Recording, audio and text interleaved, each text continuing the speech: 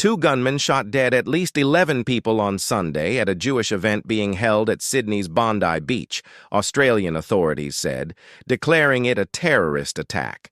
One gunman was fatally shot by police and the second arrested. The suspect was in critical condition, authorities said. A massive emergency response was underway, with injured people loaded into ambulances.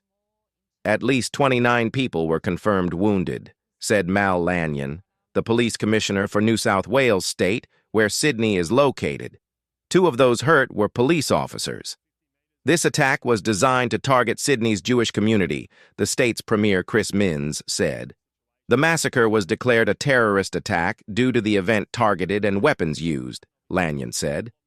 Hundreds had gathered for an event at Bondi Beach called Chanukah by the Sea, which was celebrating the start of the Hanukkah Jewish festival. Dramatic footage apparently filmed by a member of the public and broadcast on Australian television channels showed someone appearing to tackle and disarm one of the gunmen before pointing the man's weapon at him. Lachlan Moran, 32, from Melbourne, was waiting for his family nearby when he heard shots, he told the Associated Press. He dropped the beer he was carrying for his brother and ran. "You heard a few pops and I freaked out and ran away. I started sprinting. I just had that intuition. I sprinted as quickly as I could," Moran said. He said he heard shooting off and on for about 5 minutes. Everyone just dropped all their possessions and everything and were running and people were crying and it was just horrible, Moran said. Police said their operation was ongoing and that a number of suspicious items located in the vicinity were being examined by specialist officers, including an improvised explosive device found in one of the suspects' cars. Emergency services were called to Campbell Parade about 6:45 p.m., responding to reports of shots being fired. Local news outlets spoke to distressed and bloody bystanders. Lanyon said the death toll from the shooting was fluid and that injured people were still arriving at hospitals. "Our heart bleeds for Australia's Jewish community tonight," Minns told reporters in Sydney.